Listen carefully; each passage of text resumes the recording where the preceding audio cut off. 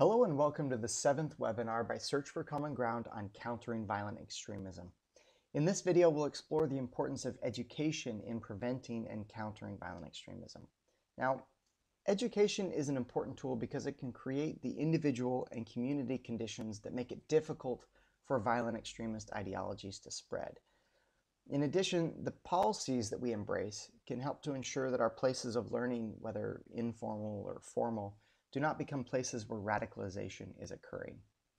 We can also ensure that the contents of our educational materials and the approaches that we use inside and even outside of the classroom are best able to develop learners' resilience to violent extremism. Education is also important because it creates the conditions that can build the defenses of learners against radicalization and can help strengthen learners' commitments to nonviolence and peace. Already, a great number of countering violent extremism through education projects have been implemented in both formal and informal educational spaces. Now, these often work to meet any number of objectives. For example, they've sought to build the skills of students in a variety of ways, including those listed on the screen. Now, and this is important, the choices of which skills or capacities should be built in students for purposes of countering violent extremism. Those choices must be driven by an understanding of what specific factors create vulnerability in learners in a particular context, and which skills and capacities are best able to build the resilience to them. Now let's look at one example of an educational curriculum or framework that can have a positive effect on the resilience of learners. Click on the picture on your screen to watch this video by UNESCO on global citizenship education.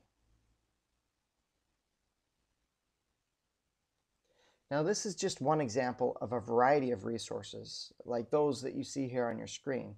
So we would encourage you to download this curriculum's handbook to explore the many other educational tools that are available. You can download the curriculum in the link in the description below. Of course, it's important to understand that education does not only take place in schools and universities. We might refer to those kinds of places as formal educational spaces. However, we must also recognize that really education is constantly occurring, including in a number of informal educational spaces, as we'd call them, such as clubs, extracurricular activities, workshops, and other kinds of community-based educational spaces. So, as we think about the differences between formal and informal educational spaces, go ahead and ask yourself why it might be difficult to include these kinds of topics or frameworks in formal educational spaces. The answer to this is, as you know, most formal educational spaces are guided by governments and private businesses or some other organization, and so they may be less flexible regarding what content can be taught in the classrooms. In addition, teachers are often overburdened with the learning objectives that they have for the year, and they may not be properly trained in how to deliver these special frameworks in the classroom. So therefore, these difficulties help to explain why most countering violent extremism through education programs have been implemented actually in informal educational spaces. So, however, let's look at one example of from Somalia by USAID, where they work to expand the educational opportunities for youth in the country.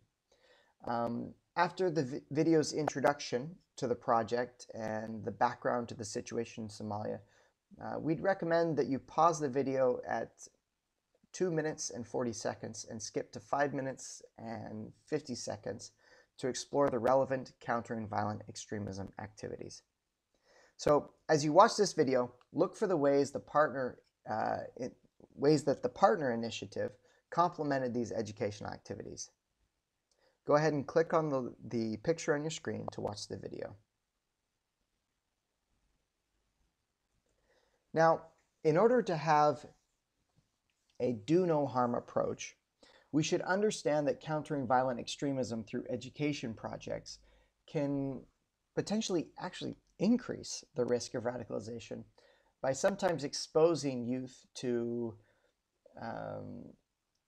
extremist ideas and concepts that they may not have otherwise come in contact with.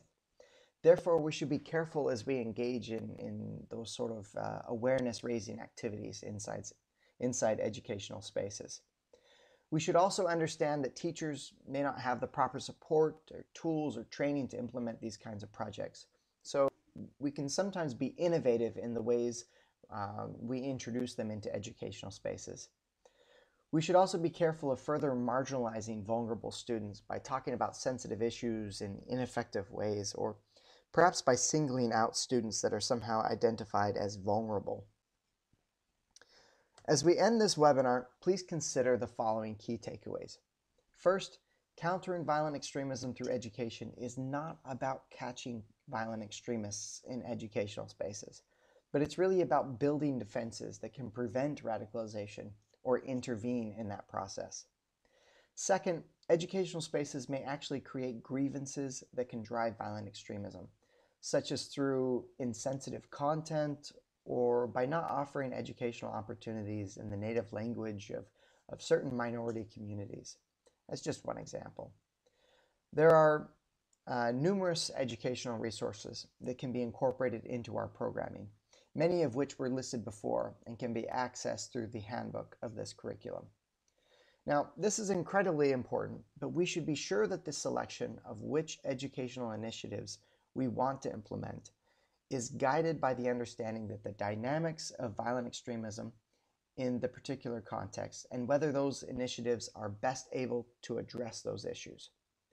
That's all for this webinar, but in the next video, we'll explore another tool in countering violent extremism known as narratives. Thank you.